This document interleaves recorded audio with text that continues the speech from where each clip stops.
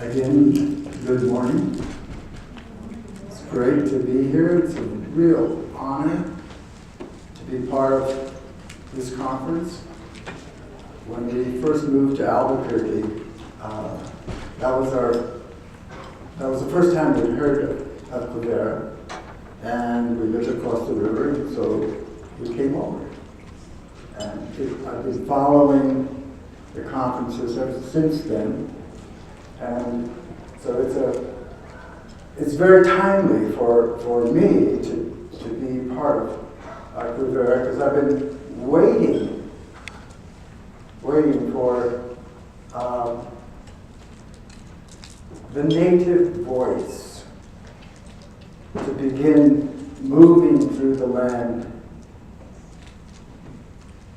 where people begin to pay attention, begin to remember. A large part of what we as humans are about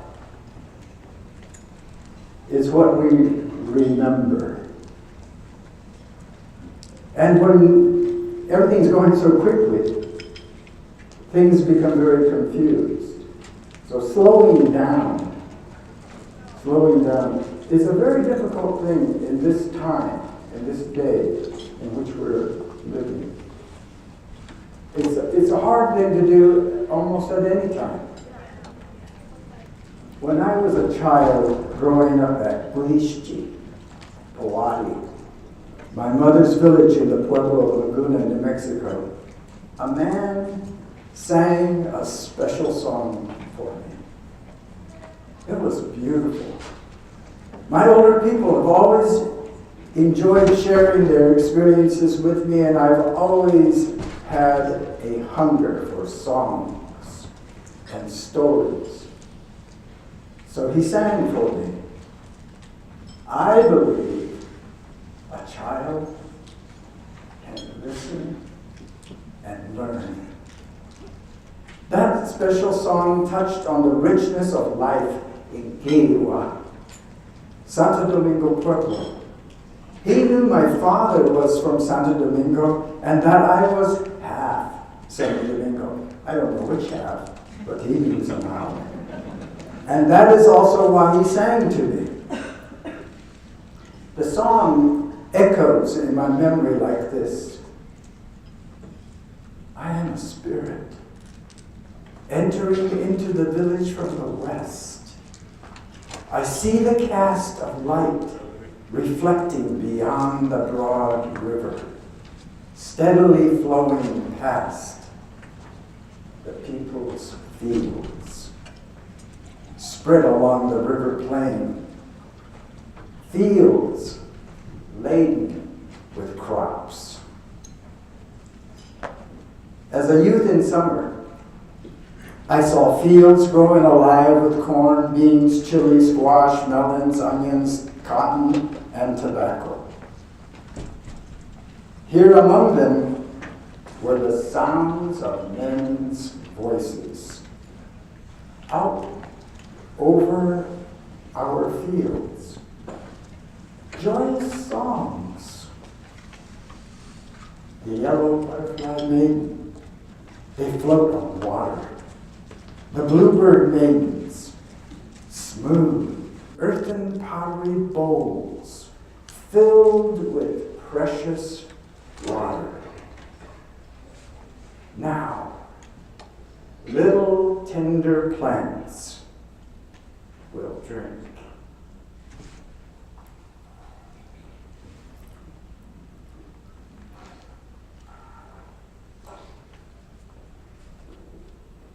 Oh, there you are.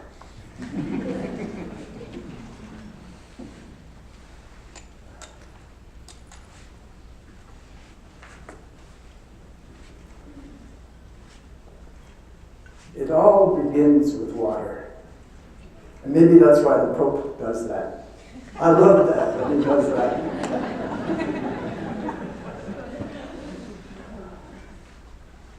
And the oldest brother of my father,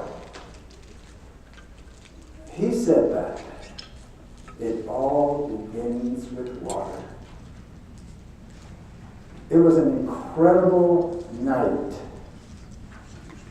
And he was going to share, and we were brought together around his bed. The governor was there, the governor of Santo Domingo. A lot of the councilmen were there. And one of my older cousins and I, we were filmmakers. And we were intending to make the Santo Domingo land and water film. And this was going to be that first evening. Boy, that was my first mistake as a young filmmaker. I did not record what he was going to say. But his first words were, "It all begins with water." But in my memory, I remember what he said. So here's to you, all of you, that it will begin with water.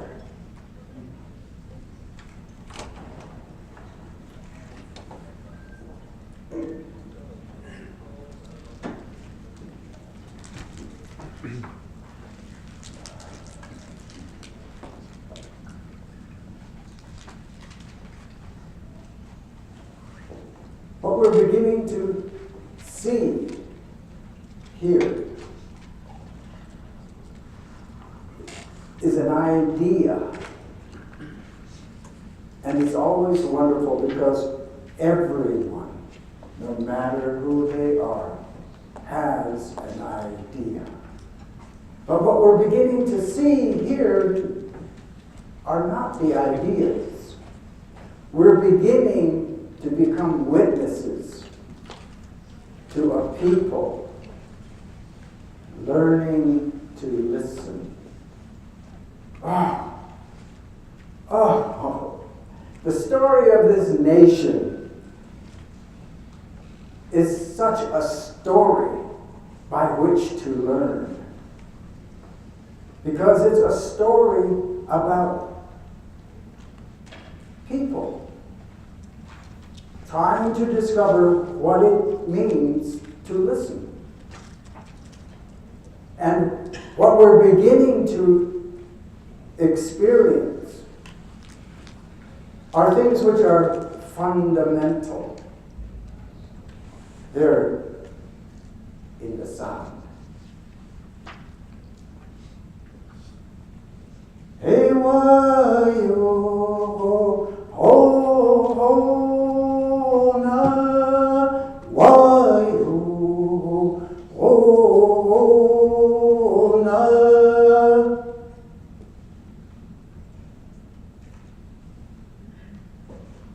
Out that way, somewhere out there. That's where the voice moves us to in our listening. And out there somewhere, there's a sound. That is your sound, your sound, your sound, your sound, your sound. Something that is that tiny voice which comes as it only can to you. But you have to listen for it. It's there somewhere. It's there. It's not hidden. It's there for us to discover. Once in a while, we meet a new person. We meet this other human. And there's the sound. There's the sound right there, present within a human being. And the song, I call it a song. The song touches us deeply inside. And in that depth, if I only had a guitar. Yeah, if I only had a guitar. And could sing you a song and then you could follow along with me. That's what those guys were doing. I'm one act behind.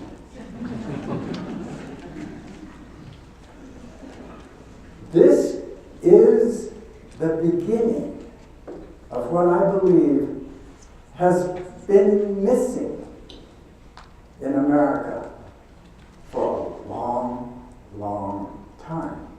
And it possibly may have started when people began to print on the money, "In God we trust." Oh, who puts that on money? Everybody's talking about the money somehow goes right down and through your hole in your pocket and right out the bottom. How can you trust in a God like that? I believe the trust is deep within.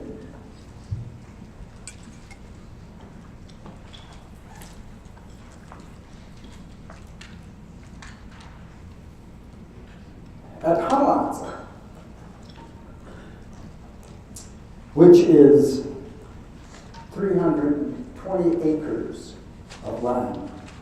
If you moisten your finger like that and have a map of New Mexico, and you find the exact center of New Mexico, and then you pick your finger off quickly, and there's a moist spot right there, that's Hamaatsa, right there. We're right there, 320 acres. And we're stewards of what was land that belonged to our people. Aboriginal land. Tono people. They're extinct now. But I'm a descendant. But they are extinct. The language is extinct. How did all of this take place?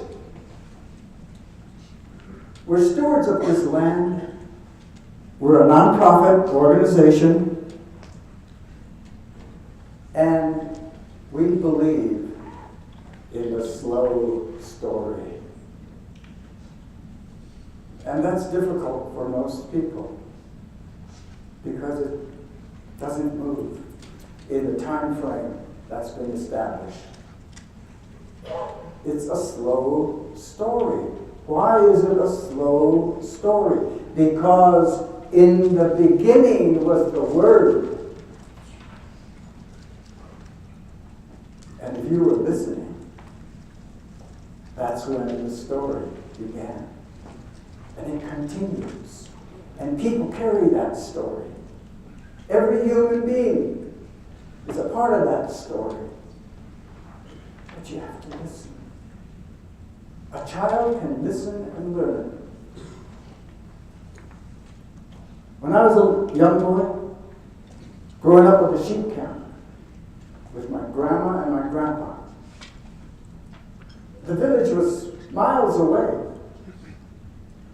What's a little boy to do without Nintendo or a cell phone? He has grandma and grandpa. And like a little boy, you're doing something that's quite out of order. You never know what it is. And then I would hear my grandma's voice. I'd look up and I'd see her. She would go, "Shh, Papa, Motoelima." And she'd bring me over, lift me up, put me on her lap. And when her lips were close to my ear, she would tell me a story. And it was always about something that was little. Because I was little. And she knew that out there in that great, vast land, I would need friends. And so she helped me not to be afraid, just with a story about things which were little. When she knew that I was listening, then she set me back down in front of her, and she said, "Now, grandson, I'm going to have to teach you how to listen." I couldn't hear her. I had these funny things on the side of my head. "Grandson, learning to listen is what we are about. We are humans that have these funny things on the sides of our heads so that we can pay attention. Because everything out here, everything here is trying to gain our attention. It's such an honor to be standing here, and I have your attention.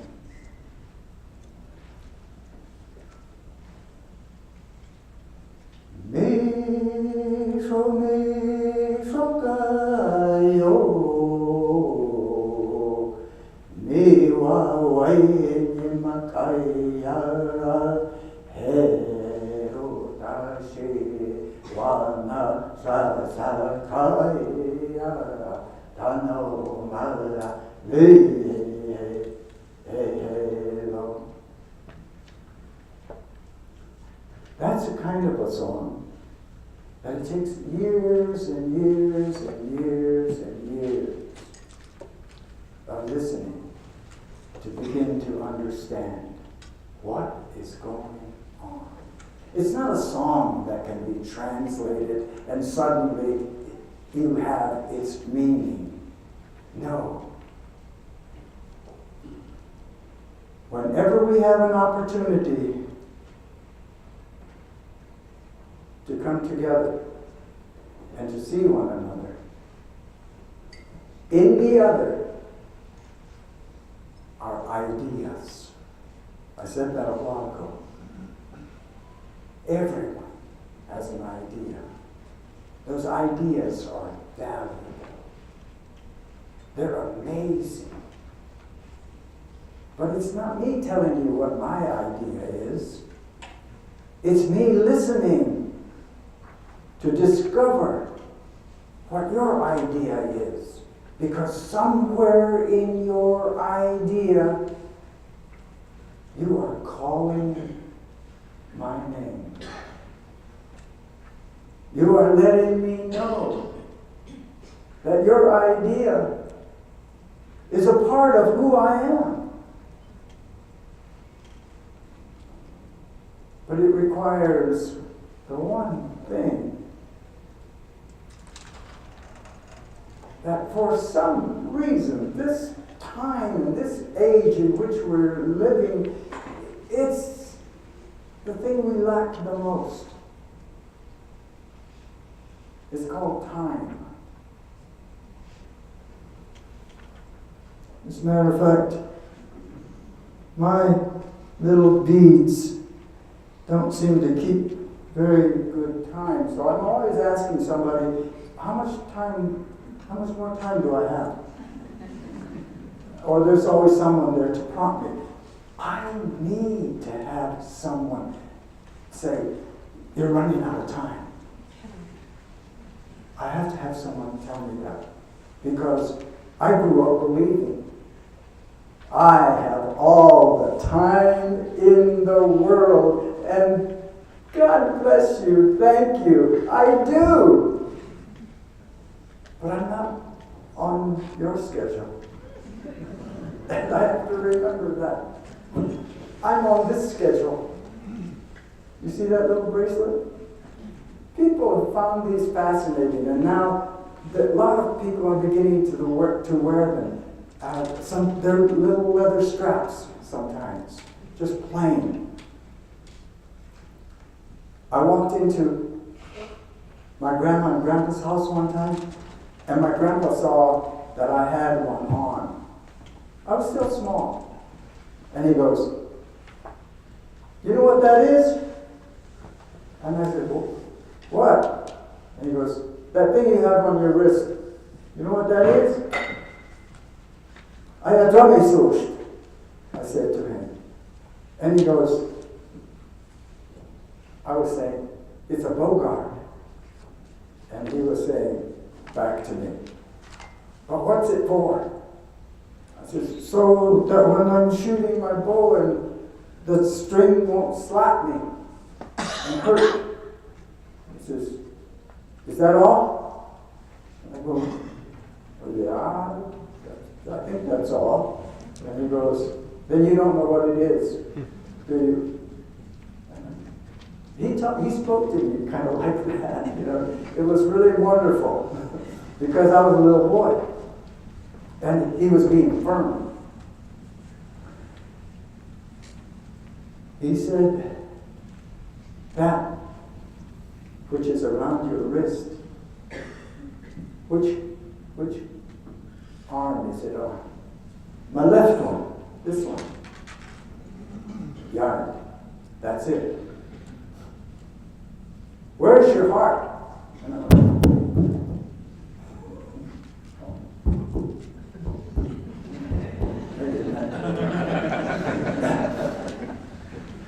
and he said, "It's to your left side.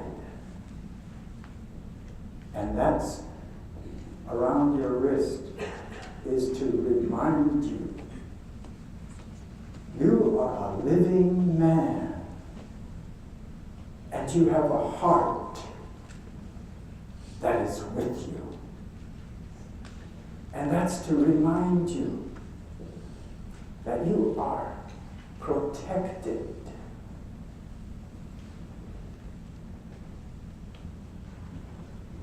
And your protection is only as good as the people that you receive when you bring them close. Sometimes you have to wait a long, long time. But waiting is something that we look forward to learning. And so now we're waiting again. Organizations are coming forth, they're bringing people closer. But we're waiting. Can we listen? We heard the reports from Lewis and Clark, what they found. Oh my gosh, just a few blocks down the road from the East Coast.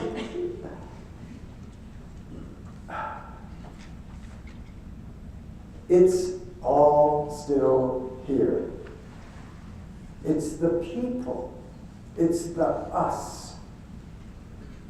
Learning to listen, being close enough to one another to feel the other person.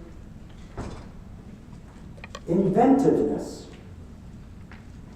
is amazing.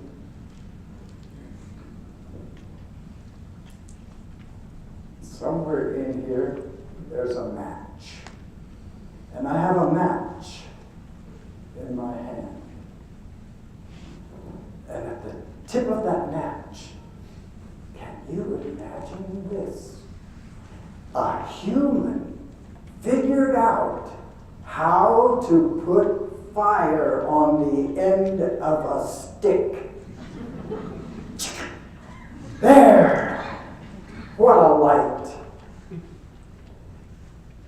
And in that moment, all those who knew about fire, because they had to have a relationship with fire, they had to be able to spark it, they had to be able to heat it, they had to be able to bring that point of heat into a pointed place where it could grow hot enough to make flame. Can you imagine having a relationship like that with anything? And then now, with that inventiveness, all of that began to disappear. Oh, sure, now, today, you can take a weekend workshop and somebody can show you how to do this with a bow drill and how to do this with flipping steel. Sure, they can do that. And you can learn. But the relationship, where is the relationship? Who is listening?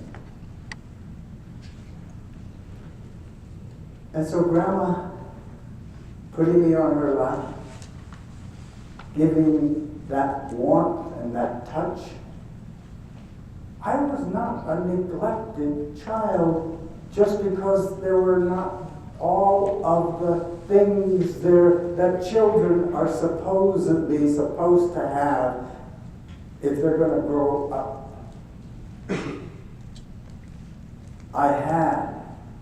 I was given what it is children require. The open heart of an old woman who cared for me,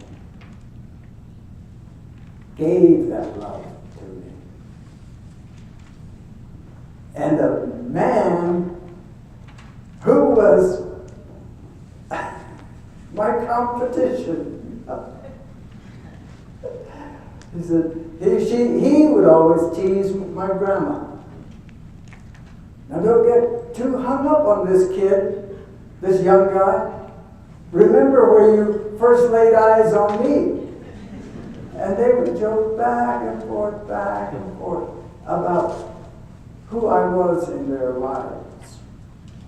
Well, it's not all so serious, but it is very serious.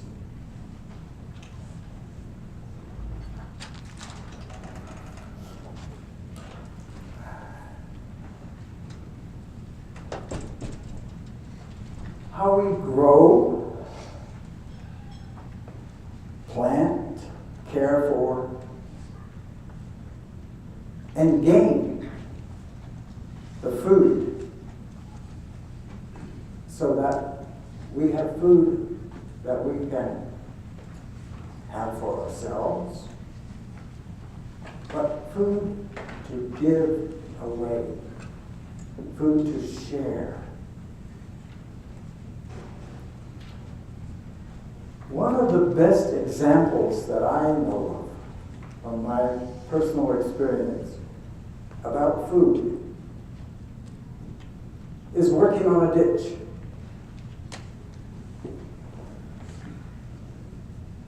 With 100 other men, sometimes more than that,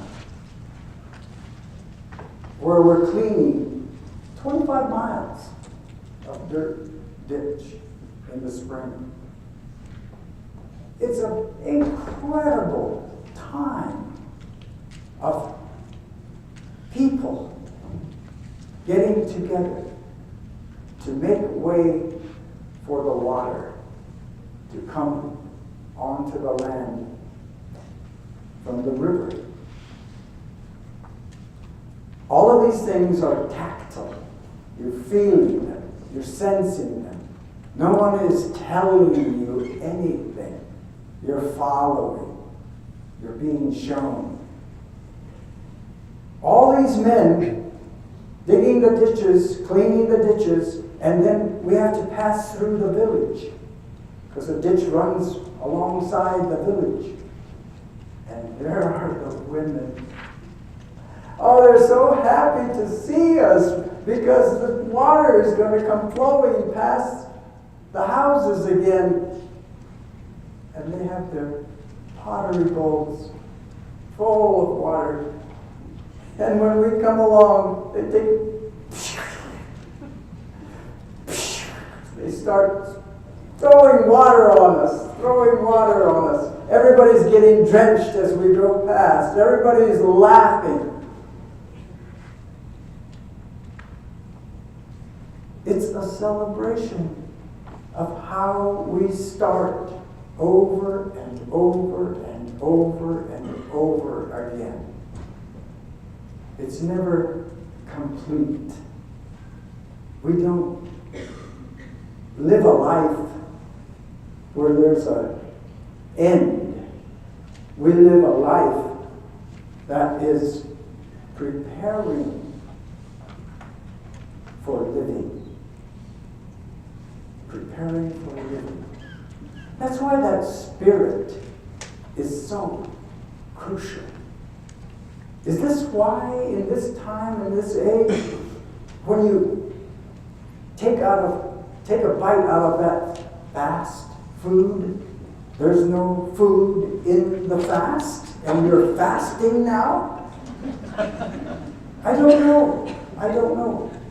All I know is it results in this poor being becoming weaker and weaker. So in our growing of the food, in our planting of the food, the seeds that go into that soil, the soil that makes up that earth, water. Water has to be first. And so we are constantly lifting up water. We are constantly aware of its clarity, the properties that it has. Because we are in constant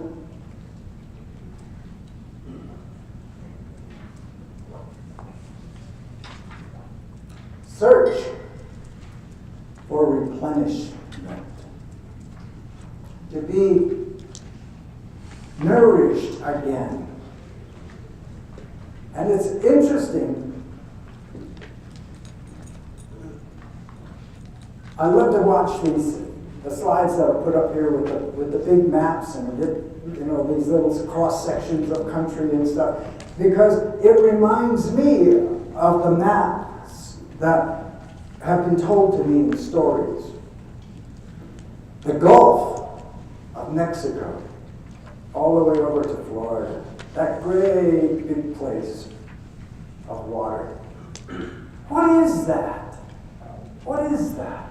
And all those lakes that are way up there to the north, and they come down and they come onto those big rivers, and they all flow down into the Gulf there. Why? How come?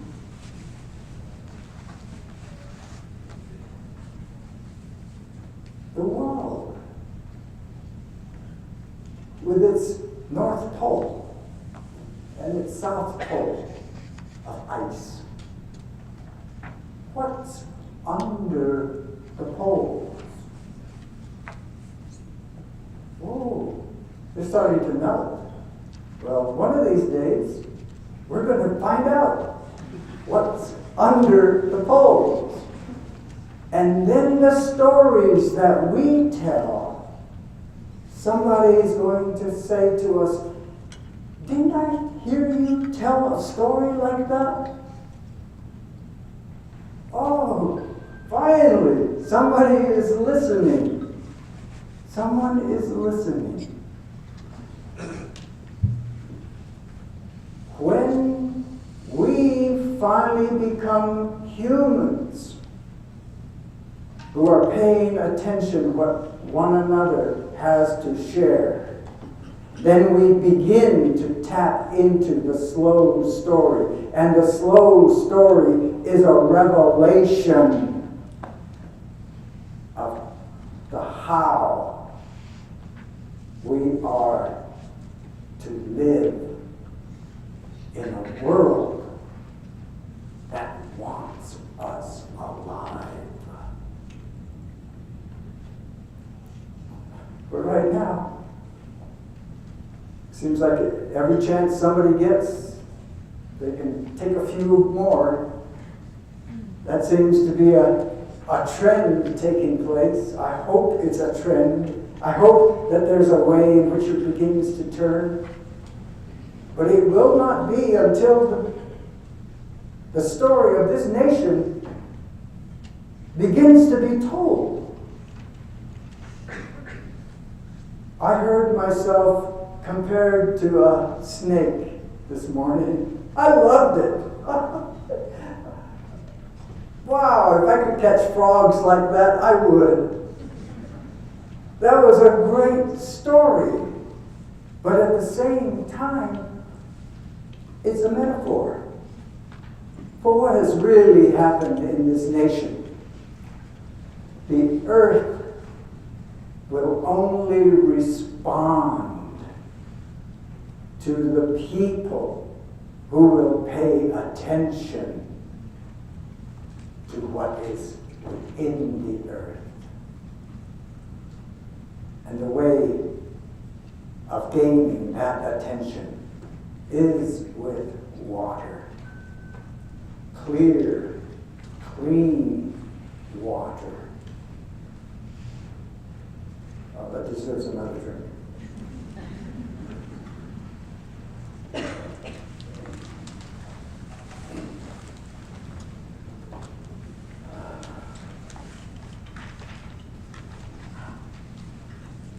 So it's the sacredness of water, land, air, fire. It's that sacredness that we're listening for. It's not going to come out of something that someone has written down. It's going to come because someone blurts it out. Someone is trying to express an idea, and you happen to be the one that catches the sound of that expression. How did that happen? Because you were paying. Just like getting your money out and paying, you were paying attention. Because there was a sound coming from that person that was touching you in a way that you had never experienced before. That's how grandmas talk. That's how, as a matter of fact, mothers speak that language eloquently. Is that why the women have been shoved back over there into the corner? Take care of the kids? Is that why nannies are hired to grow those children up? So mama can still parade around looking her best? I don't know. I don't know. There's a lot of questions I don't know. What I do know is when children are raised in a home, in an environment where love is poured into them, that's what they produce. That's what they grow into. But what does that require? It requires time. You have to have all the time in the world. And that becomes the result are children who have been nurtured to have a peach orchard if they want to, who can sing songs and make a whole bunch of people follow along with them. Those are the children that can grow because the environment is one of loving care. I hope this doesn't. Oh, no, it's not going to fall over.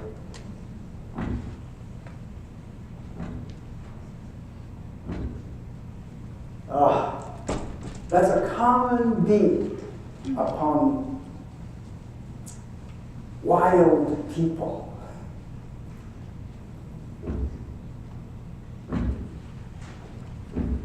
Around the world, people have that touching of the earth with the bottom of the foot. Here, the earth is still quite a ways down. But it makes a nice sound anyway. In California, those folks, they have a log, and they put that log down. And they have a dance and a ceremony when a hollow log like that. This is the kind of slowing down that has to begin somewhere. I believe that if the focus can be the children,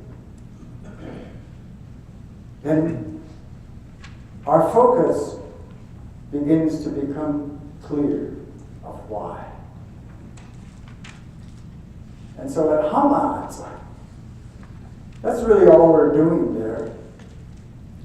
Hamaatsa demonstrates that when people can give back what has been stolen, then the nurturing, the growing can begin. And if there's a story about Hamaatsa, it's that. A native person was given back land that had been stolen. 320 acres of land, that sounds like a lot. But it really isn't all that much when you consider the vastness of this nation. And so, I thank you right now that there are listeners within this expanded room. And I thank you right now that somewhere along the way you'll find a child and you'll turn this into a story that the child will pay attention to. And that if you are speaking with an adult, that you will find another adult who will not resent being spoken to like a child, but will embrace it. And it will begin, like my uncle said, it will begin with water.